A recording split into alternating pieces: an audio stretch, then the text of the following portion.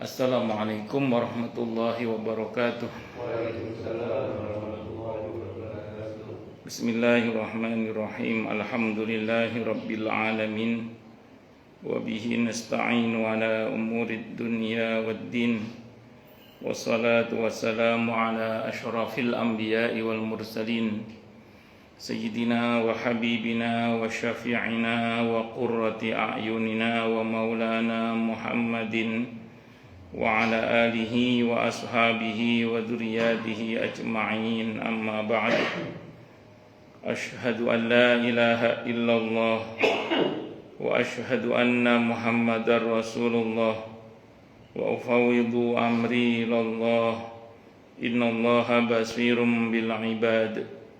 Hasbiyallahu la ilaha illa huwa alaihi tawakkaltu wa huwa rabbul arsyil azim. Qala Allah Ta'ala fi kitabihil karim hikayatan an nabiyillahi Musa alaihi salam. Rabbi syrah li sadri wa yassir li amri wahlul 'uqdatam min lisani yafqahu qawli. Para alim, para asatid, para asatidah, para bapak dan ibu sekalian, hafizani wa hafizakumullah, bil khusus segenap pengurus Masjid Raudhatul Jannah yang semoga pengurusnya dan jamaahnya selalu dalam naungan rahmat, barokah, perlindungan serta bimbingan Allah Subhanahu wa taala. Amin. Allahumma amin insyaallah. Allahumma inna nas'aluka ilman nafi'ah wa rizqan thayyiba wa amalan mutaqabbala wa fatahallahu alaina futuhal arifin. Allahumma inna na'udzubika min ilmin la yanfa' wa amalin la yurfa' wa qalbin la yakhsha' wa du'a'i la yusma'. Allahumma ati anfusana taqwaha wa zakkiha anta khairu man zakkaha anta waliyuha wa maulaha. Amin. Allahumma amin insyaallah. Yang utama tentu mari kita haturkan puja dan puji syukur kita ke hadirat Allah Subhanahu wa taala dengan berucap alhamdulillahi rabbil alamin. Mudah-mudahan dengan hamdalah ini nikmat dari Allah untuk kita ditambah. Karena Allah telah berjanji dalam Al-Qur'an di surah Ibrahim ayat 7, A'udzu billahi samii'il 'aliim minasyaitonir rajim. Wa idza adzana rabbukum la in syakartum la azidannakum wa la in kafartum inna 'adzabi lasyadid. Jadi kalau kita bersyukur, sungguh nikmat dari Allah untuk kita ditambah. Dan kalau kita kufur, kita diingatkan oleh Allah akan siksa yang sangat pedih. Ini janji Allah, dan janji Allah dalam Al-Qur'an itu la raiba fih, tidak ada keraguan di dalamnya.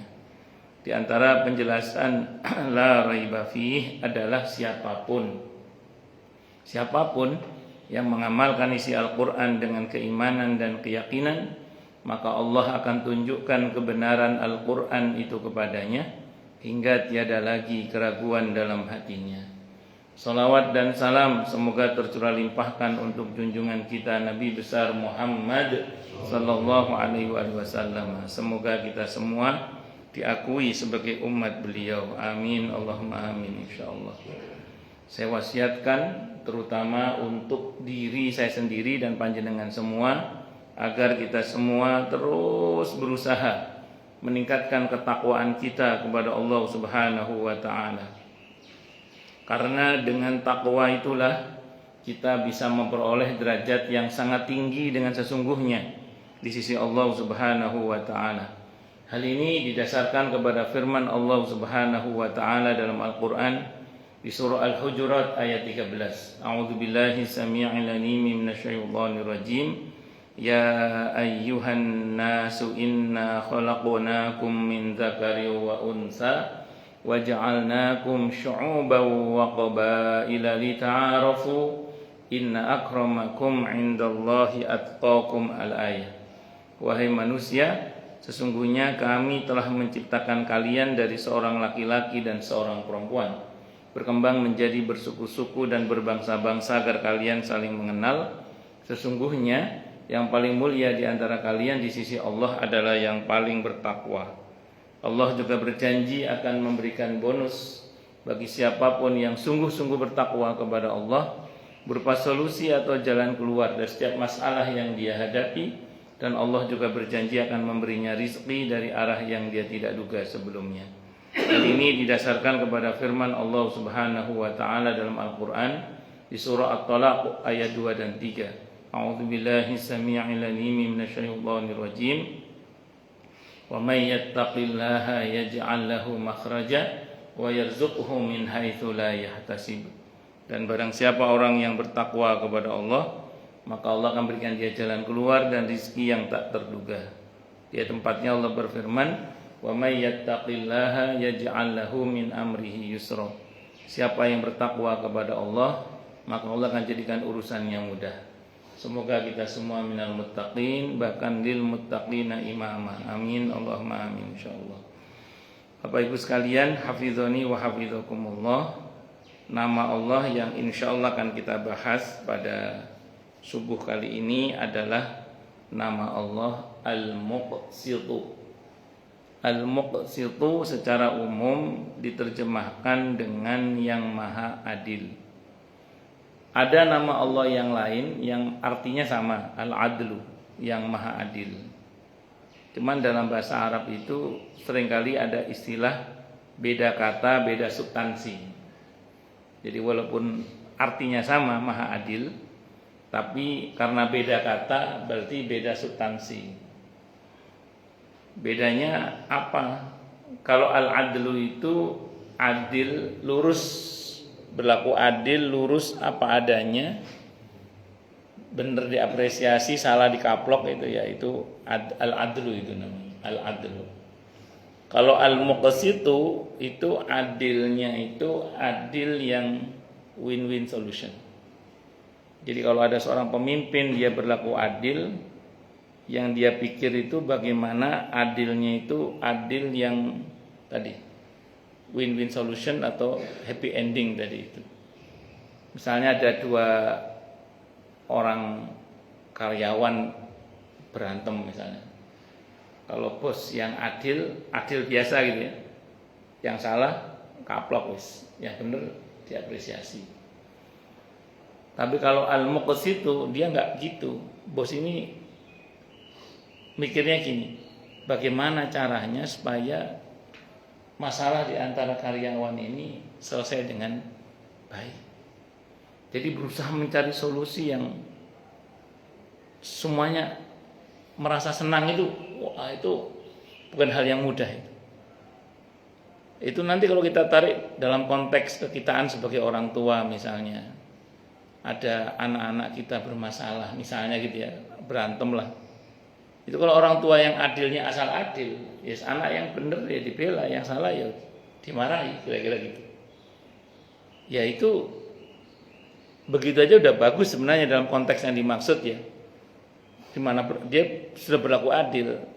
Tapi kalau al-muqsitu itu yang orang tua pikir tuh bagaimana caranya supaya masalah di antara anak-anak saya ini ya baik semuanya gitu loh. Jadi walaupun tetap yang benar mendapatkan haknya, yang salah harus diingatkan, tapi bagaimana caranya supaya semuanya itu tetap rukun, tetap akur, tetap itu mikir seperti itu adil yang al-muqsitu itu seperti itu. Atau ada Pak RT atau Pak RW lah misalnya, di lingkungannya ada masalah misalnya, antara ada warga berantem. Kalau Pak RT atau Pak RW yang adilnya asal adil aja, ya udah yang benar kita dukung, yang salah kita sikat, ya, kira-kira gitu. Tapi tidak begitu dengan seorang pemimpin yang muqsit. Dia akan berpikir bagaimana caranya ini supaya semuanya selesai dengan baik, tanpa ada menyisakan masalah sesudahnya, tidak ada buntut yang panjang. Wah, mikir seperti itu muqsit. Dan menariknya dalam Al-Quran itu yang Allah nyatakan, walaupun sikap adil itu udah luar biasa maksud saya gitu ya, tapi menariknya adalah yang Allah nyatakan secara eksplisit bahwa Allah mencintai itu adalah kepada muqsitin. Wallahu yuhibbul muqsitin. Dan Allah itu mencintai orang-orang yang muqsit, orang-orang yang adilnya itu win-win solution. Maka bersyukurlah pada Allah kalau kita, semoga kita termasuk orang-orang yang kalau ada masalah apa-apa itu udah asal main cut gitu aja. Tapi kita selalu berpikir bagaimana caranya supaya semua ini selesai dengan baik, semuanya baik. Ya tadi happy ending, win-win solution, apa nama istilahnya itu dan seterusnya itu. Ya, dan ini memang tidak mudah, karena tidak mudah itulah makanya Allah cinta. Dan memang ini dibutuhkan kemampuan yang ekstra, ilmu yang ekstra, pengalaman yang ekstra kadang, supaya bisa memberikan solusi yang lebih tadi itu. Dan begini-begini kan enak ngomongnya aja, kadang prakteknya apa? Sulit pakai dal. Nah, makanya kalau sanggup itu luar biasa, dipuji oleh Allah Subhanahu wa taala. Itu al-muqsitu. Al-muqsitu berasal dari kata yang terdiri dari huruf qaf, sin dan ta, qistun, yang apabila dibaca qistun itu artinya adil. Tetapi kalau dibaca qostun itu artinya aniaya. Inilah uniknya bahasa Arab ya. Bahasa Arab itu beda harokat, bisa beda arti. Kismun itu bagian. Kismun itu bagian. Kalau kosmun itu giliran. Kalau kosamun itu sumpah. Sama dengan ini tadi. Kalau qistun itu adil. Kalau kostun artinya aniaya, lawannya adil. Ya, itulah bahasa Arab. Di antara uniknya bahasa Arab itu seperti itu. Jadi beda harokat tidak bisa beda arti. Apalagi nanti kalau kita bicara huruf, beda huruf bisa beda substansi. Afala yanzuruna ilal ibili kaifa khuliqat. Apakah mereka tidak memperhatikan bagaimana onta itu diciptakan pakai kha? Kalau dirubah pakai ha misalnya, afala yanzuruna ilal ibili kaifa khuliqat, harusnya dia baca khuliqat pakai ha. Artinya apa?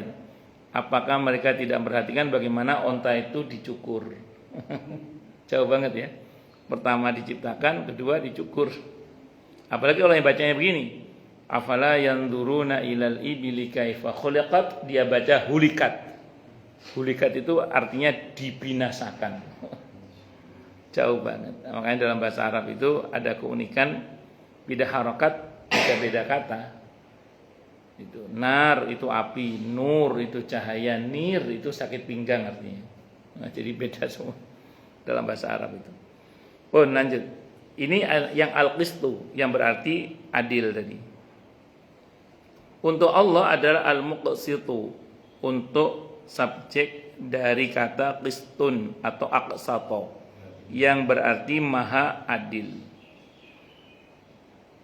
Sementara di dalam Al-Quran surah Al-Jin ayat 15 disebutkan ada istilah al-qasitun, yang berarti tadi qastun, aniaya itu, yang tidak untuk Allah tetapi bagi pendurhaka atau penganiaya, karena ia bentuk subjek dari qastun.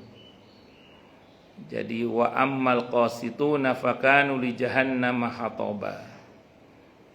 Adapun orang-orang yang menyimpang, al-qasitun itu dari kebenaran, maka mereka menjadi kayu api bagi neraka jahanam. Al-qasitun lawannya qistun. Nah, jadi orang-orang yang berlaku tidak adil atau jahat atau zalim maksudnya ya. Maka mereka akan menjadi kayu bagi api neraka jahanam. Al-muqsitu ini tidak ditemukan dalam Al-Quran sebagai sifat Allah. Kalau kita buka dalam Al-Quran tidak ketemu teks al-muqsitu ya, dengan redaksi al-muqsitu maksud saya. Tetapi Allah Subhanahu wa taala mengisyaratkan bahwa Allah itu maha adil. Yang ini nanti bisa kita ambil kesimpulan bahwa Allah ya punya sifat al-muqsit, karena Allah bersikap adil yang qistun tadi itu. Karena memang beberapa nama Allah itu tidak tercantum dalam Al-Quran teksnya dalam bentuk subjek, tapi nanti ada dalam hadis. Yang ini ada dalam hadis At-Tirmidzi yang di awal sudah kita bahas. Jadi awal sudah kita bahas, itu ada di situ.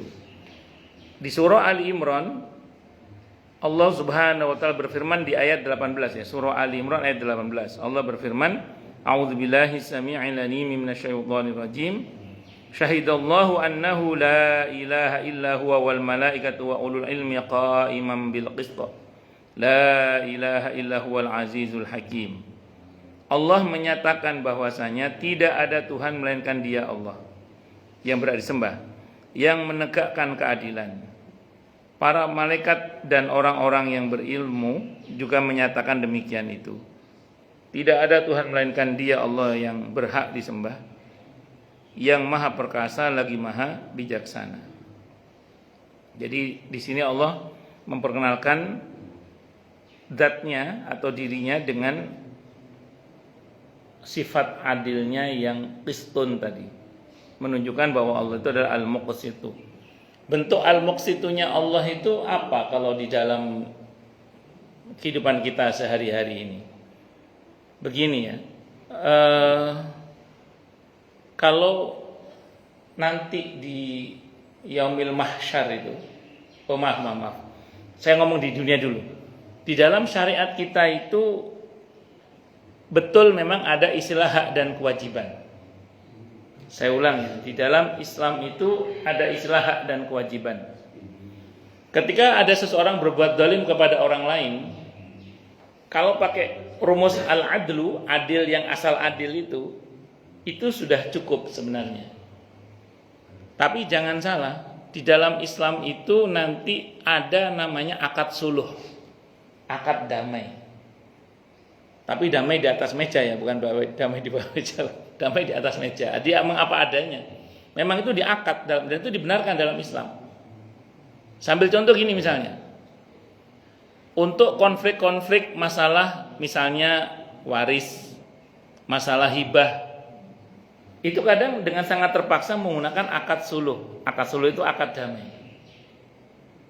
Itu diatur dalam fikih, diatur dalam syariat, boleh, tidak apa-apa. Contoh, kapan hari itu sudah agak lama, saya habis sholat subuh ceritanya ditelepon oleh jamaah Kemang Pratama sini, tapi bukan orang sini, Kemang Pratama Niaga sana. Ditelepon saya pagi-pagi, ibu-ibu lagi yang telepon, emak-emak. Ustaz, Bapak ini meninggal dunia, Ustaz tolong kesini pagi-pagi. Iya bu, saya datang insyaallah, saya bilang itu. Terus saya persiapan kan, ada telepon bunyi lagi kan, saya angkat. Ibu itu ngomong, cepetan Ustaz, cepetan. Dalam hati saya, kayaknya orang berantem ya kayaknya ini. Saya udah curiga ya, kayaknya orang berantem kayaknya. Karena Ustadz itu biasa didatangkan untuk orang berantem itu udah. Kayak orang berantem kata saya ini. Betul, sampai situ ada dua kubu ya, ada dua kubu. Jadi ceritanya itu almarhum ini, Allah yarhamnya, meninggal ini wasiat agar dimakamkan di Jogja. Nah, sementara anak tirinya yang selama ini tinggal bersama beliau itu, sementara anak kandungnya menghendaki agar si bapak ini dimakamkan di sini aja supaya bisa lebih mudah dalam berbakti. Terus saya didatangkan karena mereka nggak mau putus kecuali ada ahli agama yang didatangkan. Saya datang, terus saya bilang, wasiatnya ada saksinya? Ada Ustaz. Banyak saksinya. Oke, ada saksinya. Terus ahli waris bagaimana? Ahli waris anak kandung ya. Karena anak tiri kan bukan ahli waris. Anak tiri bagaimana? Anak kandung bagaimana? Ya kita pengennya di sini Ustaz, kata yang ada saat itu. Udah gini, kalau memang ada tarik ulur antara anak tiri sama anak kandung, yang dimenangkan anak kandung, saya bilang itu. Karena ini ahli waris. Ini ahli waris, saya bilang. Ternyata anak kandungnya ada dua kubu juga. Ya wis, ada dua kubu. Akhirnya saya bilang ini, diislah ya, saya diislah. Nah, ini namanya islah ini. Bagaimana? Ayo ngomong baik-baik, diislah, saya bilang, diislah.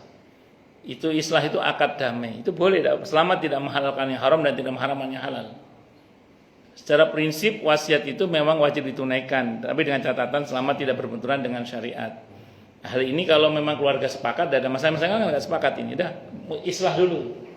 Nah, saya suruh islah, rupanya nggak ketemu, karena kekeh masing-masing dengan wasiat bapaknya, yang satu kekeh dengan di sininya. Saya bilang sudah, kalau memang nggak bisa saya islah, nah ini kan saya sudah berusaha untuk mengislah itu, mendamaikan di antara dua kubu itu. Saya bilang ini dalam pemahaman saya dalam fikih mazhab Syafi'i. Saya bilang ini keputusannya, bahwa Nabi perintahkan jenazah itu untuk disegerakan pemakamannya. Saya bilang gitu.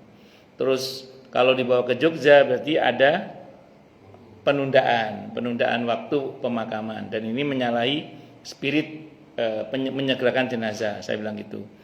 Terus kemudian kalau di dalam fikih wasiat itu tidak harus ditunaikan kalau bertentangan dengan perintah syariat. Nah, dalam hal ini perintah syariatnya disegerakan, wasiatnya dibawa ke tempat yang notabene ada penundaan waktu yang cukup lama. Saya bilang, maka keputusan fikih saya dimakamkan di sini sesuai dengan maunya ahli waris yang ada di sini. Itu habis saya sholatkan jenazah saya tinggal udah. Karena kalau saya di sini otak-otaknya lebih lama lagi berantemnya nanti.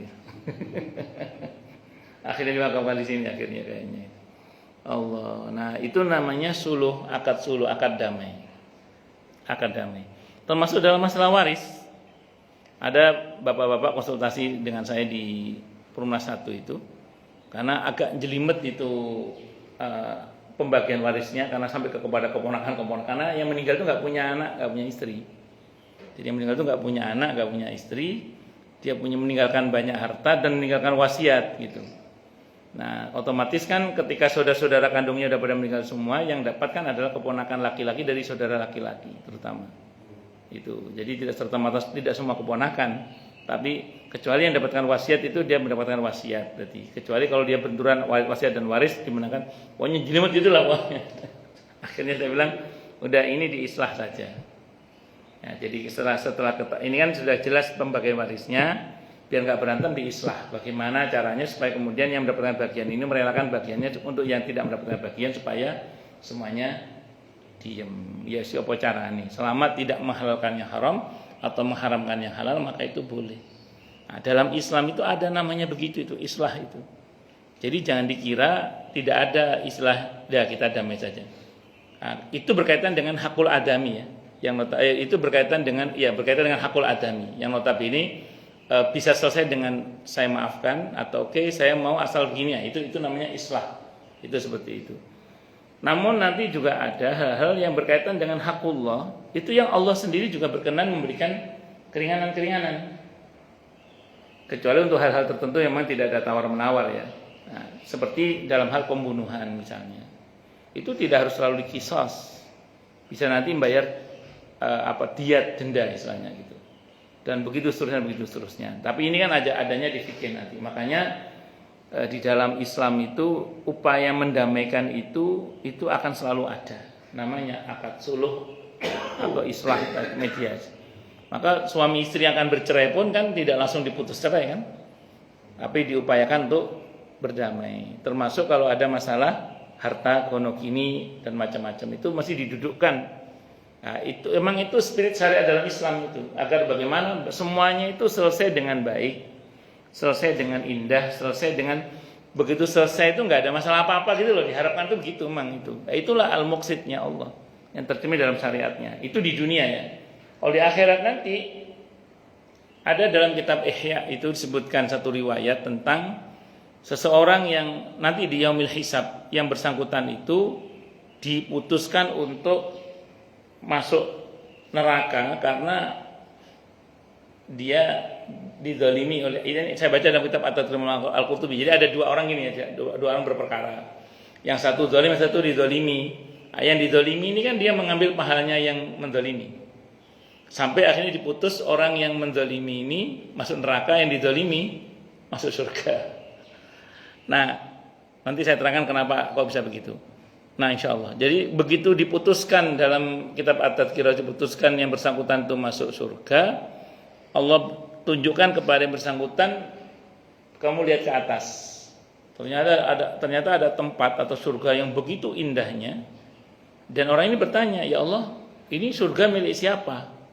Surga ini milik siapa? Kata orang yang akan masuk surga itu. Kata Allah, ini milik yang sanggup membelinya, kata Allah. Siapa yang sanggup membelinya ya Allah? Kamu, kata Allah. jika kamu maafkan saudaramu. Ya udah saya maafkan, yang penting saya bisa masuk surga yang ini dan saudaranya tetap masuk surga itu. Nah, tapi di situ Imam Al-Qurtubi membahas. Kutipannya ada dalam kitab Ihya, ada dalam kitab At-Tadhkirah Imam Al-Qurtubi. Terus Imam Al-Qurtubi membahas gini, ini pembahasan beliau gini. Ini biasanya untuk jenis-jenis dosa yang satu, kita nggak niat zalim sebenarnya, tapi nggak sengaja perbuatan kita menzalimi orang lain. Ini tetap dihisap nanti. Cuman selesainya begitu nanti insya Allah. Maaf, naik mobil, kena air ciprat, kena ke orang. Ya kita nggak sengaja nyiprati, memang tahu lubangnya ada jalan yang berlubang terus kena orang. Orangnya marah-marah, kita nggak tahu. Kita kecuali kalau dari awal kita sengaja, biar sengaja orang kena, itu beda bab. Ini nggak, kita udah pelan-pelan hati-hati supaya orang nggak kena cipratan air. Kena juga. Yang model-model begitu itu, insya Allah itu diselesaikan dengan cara seperti itu. Atau mungkin dia sudah berusaha minta maaf, cuman tidak ketemu aksesnya, jangan orang sudah meninggal atau sudah nggak jelas di mana rimbanya, dan dia sudah berusaha untuk memintakan ampun kepada Allah untuk yang bersangkutan, berusaha sedekah atas nama dia, sudah berusaha lah. Karena nggak ketemu, namanya orang kan ya masing-masing kita punya masa lalu. Nah, singkat cerita, ternyata yang bersangkutan sampai meninggal dipertemukan di mahkamah Allah. Itu diselesaikan dengan cara-cara seperti itu. Nah, jadi tidak untuk jenis-jenis yang memang sengaja dia zalim dan tidak pernah bertobat, tidak pernah minta maaf. Yang model-model begini ya tetap ada hisabnya, ada pengaruh terhadap keputusan Allah terkait dengan selamat dan tidak selamatnya yang bersangkutan itu. Itu seperti itu. Makanya kalau kita ada sangkut paut muamalah dengan sesama, terutama upayakan diselesaikan sekarang di dunia ini. Adapun kok tidak sanggup menyelesaikannya karena satu dan lain hal, seperti misalnya orang yang sudah meninggal, orang yang sudah nggak jelas di mana rimbanya, maka jangan lupa mintakan kepada Allah ampunan buat yang bersangkutan, sedekah atas nama yang bersangkutan, yang dengan itu semua mudah-mudahan persoalan kita dengan yang bersangkutan nanti di akhirat akan diselesaikan dengan dengan al-muqsidnya itu. Kalaupun kita akan dipanggil untuk diadili, ujungnya sama-sama dibuat enak oleh Allah Subhanahu wa taala. Itu yang saya pahami dalam kitab At-Tadhkirah Imam Al-Qurtubi, itu seperti itu. Kebanyakan para ulama memahami al-qistu sebagai adil. Hanya saja ada yang mempersempit, ada pula yang memperluas maknanya. Yang mempersempit memahaminya dengan arti syariat dan hukum-hukum. Kalau yang arti sempit diartikan seperti itu. Kalau tadi al-muqsid itu kan adilnya Allah yang win-win solution. Secara kalau kita mengerucut pada makna yang lebih spesifik lagi adalah syariat dan hukum-hukum Allah.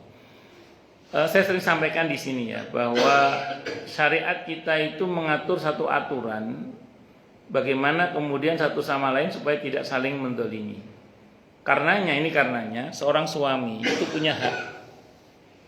Yang haknya itu dilindungi oleh Allah dengan kewajiban-kewajiban istri. Istri itu punya hak yang dilindungi oleh Allah dengan kewajiban suami. Atasan itu punya hak yang dilindungi oleh Allah dengan kewajiban bawahan. Bawahan juga punya hak yang dilindungi oleh Allah dengan kewajiban atasan.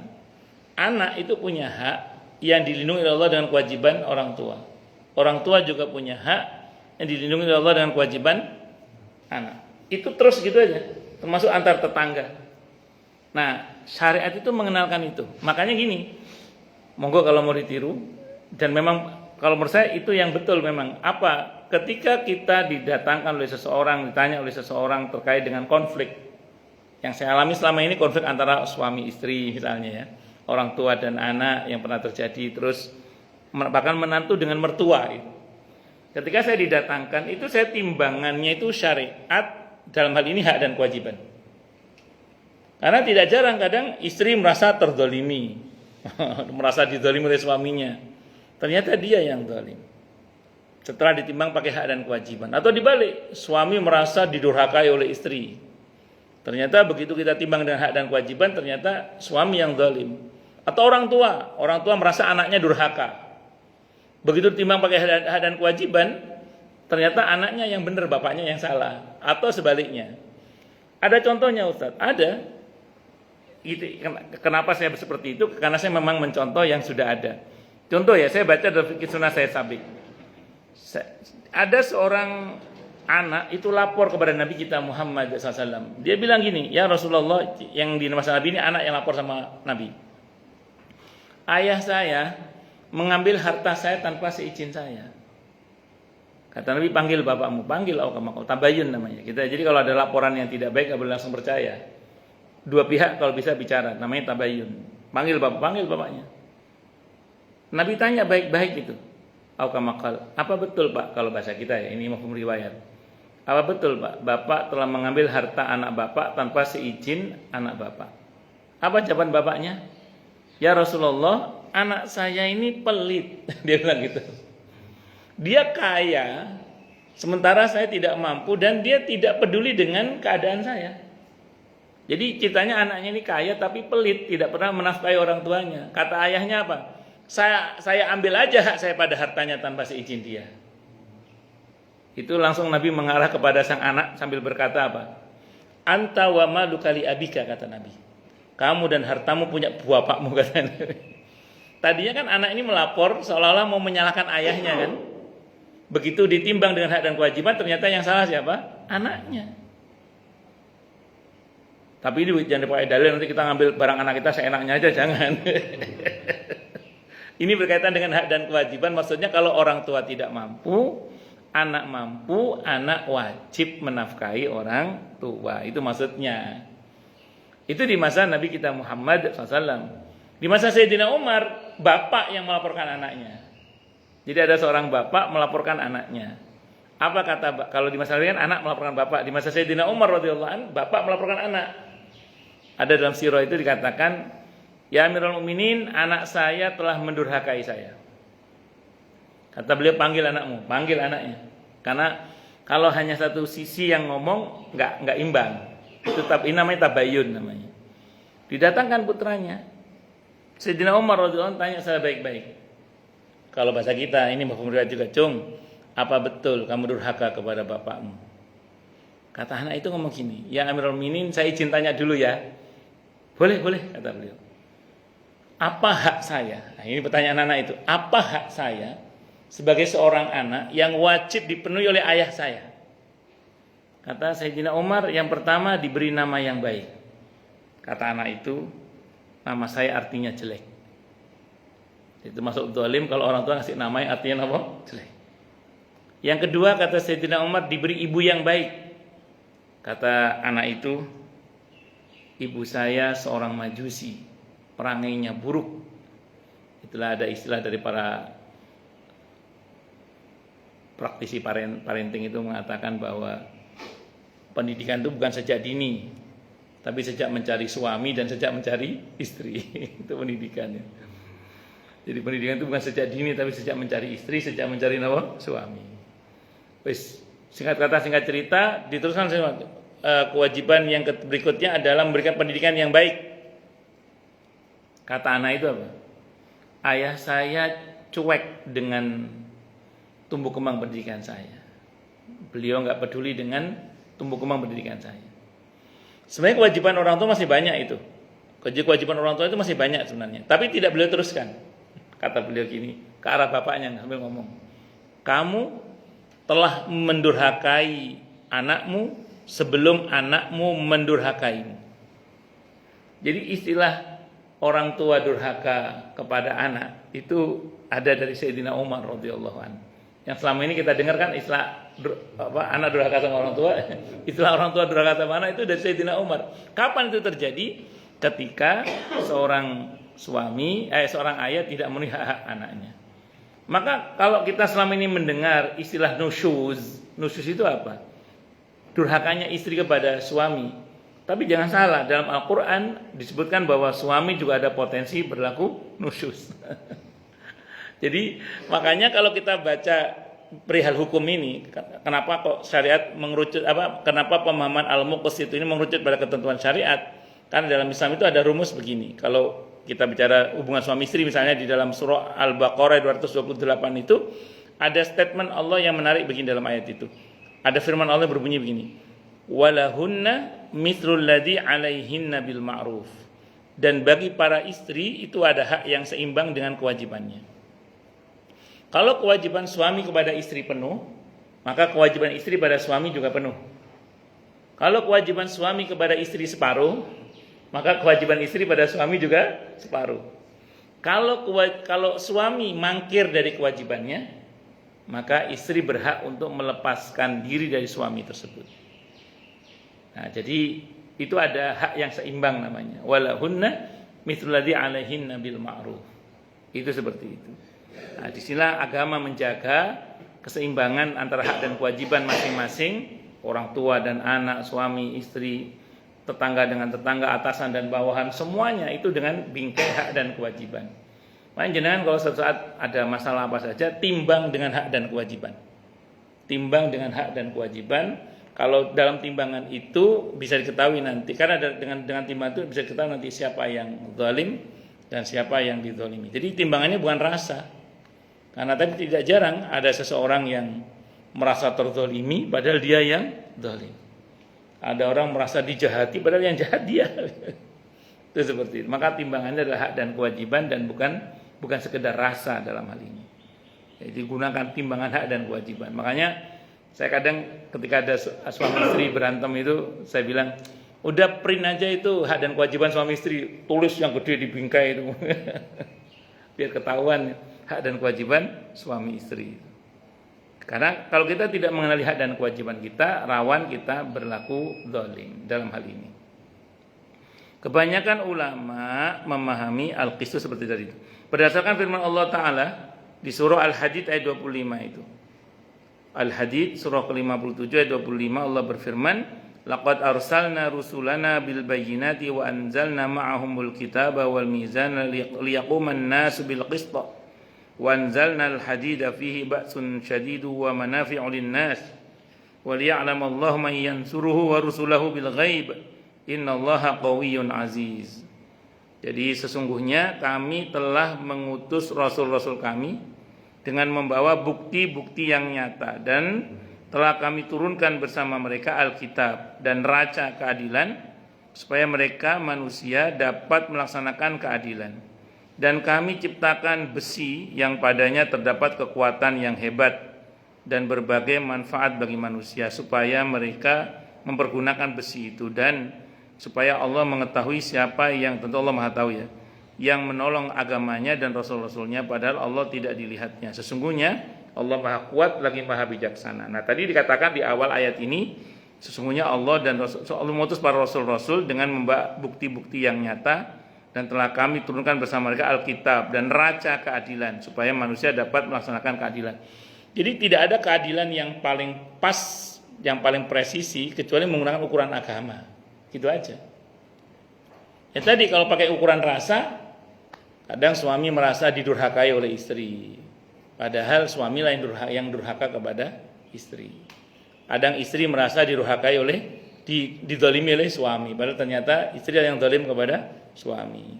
Atasan dan bawahan juga begitu. Orang tua dan anak juga begitu. Maka timbangan ukurannya adalah hak dan kewajiban. Kalau jenengan termasuk yang dimintai nasihat atau dimintai keputusannya, timbang dengan hak dan kewajiban.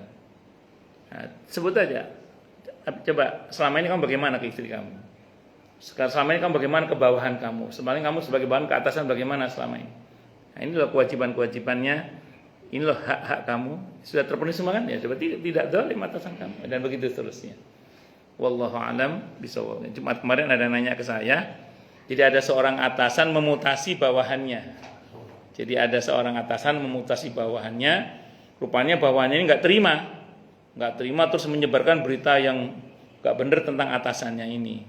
Nah, terus tanyakanlah ke saya, apakah saya zalim Ustaz? Saya memindahkan bawahan saya ini, sementara saya tahu memang dia tidak layak di situ dan pantasnya memang di tempat yang saya tunjuk sekarang itu karena memang dia kerjanya nggak bagus.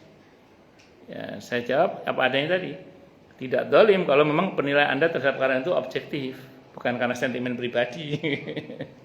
Kan ada yang karena sentimen pribadi itu. Nah, jadi kalau memang Anda menilai dengan dasar ilmu yang benar bahwa memang ini adalah keputusan yang harus dipindah dan tidak bisa dipertahankan karena tidak baik, ya maka Anda sudah ngambil keputusan yang benar. Adapun dia merasa terzalimi itu perasaan dia, terserah tidak apa-apa dengan perasaannya itu. Wah, dia ngomong yang jelek-jelek itu nggak ngefek insya Allah. Asal Anda tidak termasuk orang yang mendolimi. Dia bukan madlum, bisa jadi dia yang zalim sebenarnya. Itu seperti itu. Karena selama ini tidak bekerja dengan baik dan benar, akhirnya dimutasi oleh atasannya. Itu ceritanya. Jumat kemarin ada yang nanya gitu ke saya. Wallahu a'lam bishawab. Jadi nggak usah takut kalau memang kita di atas kebenaran. Yang penting tadi kalau bisa adilnya itu adalah adil yang sekiranya semuanya baik lah. Bagaimana caranya semuanya selesai dengan baik. Kayak kalau terpaksa ya wis main cut. Mau gimana lagi karena nggak ada putusan lain. Karena memang ada kesalahan yang harus ditoleransi, tapi ada kesalahan yang kadang mesti diamputasi. Itu seperti itu. Jadi ada yang harus, memang mesti kita bertoleransi. Kadang ada hal yang memang kita harus mengambil sikap untuk mengamputasi. Karena nggak ada pilihan lain. Kalau nggak nanti bosok semua nanti itu kalau buah. Saya kira ini yang bisa saya sampaikan. Semoga bermanfaat. Monggo silakan kalau ada yang mau nanya. Kalau nggak ada saya teruskan dikit nih. Ada monggo? Kalau ada, jelas semua. Monggo Pak, monggo Pak. Yuk, nggih monggo. Nggih. Nggih. Hak dan kewajiban. Betul.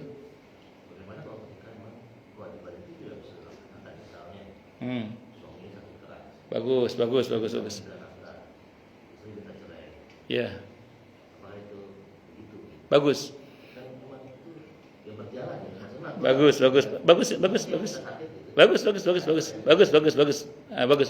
Baik.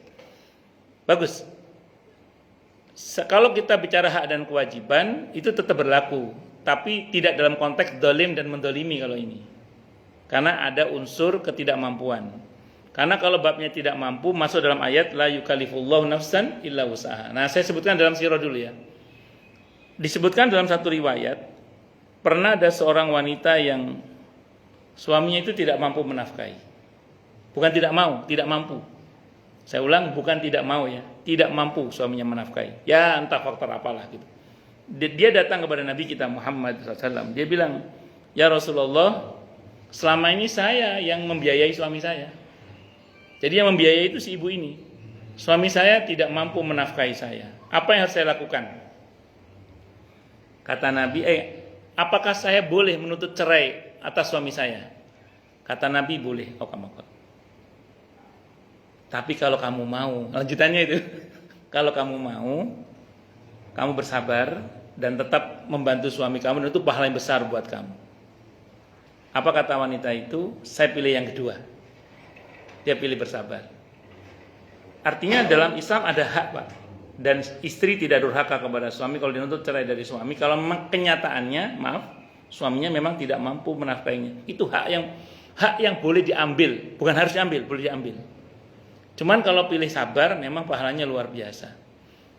Itu yang Nabi jawab seperti itu. Itu terjadi pernah ditanyakan ke saya, Pak. Pernah ditanyakan ke saya. Dan ini pertanyaan nyata ke saya ini. Bukan orang sini, orang Jawa Timur sana. Dia nanya ke saya gini, Pak. Maaf ya, suaminya kena gula. Suaminya kena gula. Dan saya begini, mohon maaf kalau ada kejadian sama. Terus pokoknya maaf ya, secara sunatullah hak nafkah batin tidak didapat. Masalahnya kadang ada perlakuan kasar dari suami masalahnya. Barangkali kalau suaminya baik mungkin beda ya. Ada perlakuan kasar dari suami itu. Dia nanya ke saya gini, boleh nggak saya mengambil hak cerai gugat kepada suami saya? Kalau dia cerita yang bersangkutan ada unsur yang tidak terpenuhi yang itu menjadi hak dia saja boleh, saya bilang. Tapi tidak lebih baik, saya bilang itu. Yang lebih baik bagaimana? Ya Anda bersabar, saya bilang itu. Kalau sanggup tapi ini hak terserah Anda, saya nggak mau pengaruhi. Saya pada banyak kasus rumah tangga itu saya tidak mau mempengaruhi keputusan. Cuman silakan itu hak Anda. Cuman tidak lebih baik. Yang lebih baik itu ya bersabar. Apa jawaban ibu ini? Saya cuman nanya, saya mau ngambil hak sabar saja. Apa jawaban beliau ibu ini? Masa enaknya saya mau, nggak enaknya saya nggak mau. Dia ngomong gitu. Masa enaknya dulu saya mau, masa sekarang nggak enaknya saya nggak mau. Beliau pilih sabar. Saya bilang sama beliau, Ya sudah, kalau ibu pilih sabar, nanti Allah akan putuskan bagaimana yang terbaik buat ibu, saya bilang gitu. Walaupun akhirnya keputusan suaminya meninggal akhirnya. Ya kan kita, apalagi beliau sudah mengambil keputusan untuk bersabar dan bertahan karena beliau punya prinsip, dulu enaknya mau, masa enggak enaknya enggak mau sekarang. Akhirnya suaminya meninggal. Selang berapa waktu dapat suami lagi. WA saya. Alhamdulillah, sekarang lebih dari segala-galanya. Wah, ya bonusmu sabar. Bonusnya sabar itu. Itu seperti itu. Jadi yang dalam konteks yang Bapak tanyakan itu hak, Pak. Seandainya istri mengambil keputusan untuk gugat cerai suami, itu hak. Dan itu tidak durhaka kepada suami, tidak berdosa, itu hak. Namun kalau memilih bersabar, itu tentu lebih baik. Fasabrun jamil. Sabar itu indah. Dan beberapa yang saya bilang tadi itu mengambil keputusan untuk bersabar. Saya kira itu. Wallahu a'lam bishawab. Sabar itu indah. Kalau di tempat saya bakso sabar itu enak. Enggak, yang lain silakan kalau ada.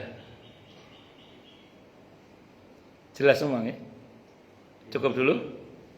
Kita tutup dengan hamdalah. Alhamdulillahirabbil alamin. Semoga kajian kita bisa bermanfaat, mubarakah fi dini wad dunya wal akhirah untuk kita, keluarga kita dan seluruh umat Islam semuanya. Dan mudah-mudahan kita semua dijadikan oleh Allah sebagai orang-orang yang sukses dunia akhirat, selamat dunia akhirat, bahagia dunia akhirat, dan dipermudah urusan kita oleh Allah fi dini wad dunya wal akhirah. Semoga Allah limpahkan hidayah selalu untuk kita, semoga Allah tingkatkan selalu hidayah untuk kita, dan semoga Allah berikan hidayah untuk siapapun yang melihat kita. Subhanakallahumma bihamdika asyhadu an la ilaha illa anta astaghfiruka wa atubu ilaik. Sallallahu alaihi Muhammad wa ala alihi wasallam. Saya mohon maaf. Wassalamualaikum warahmatullahi wabarakatuh.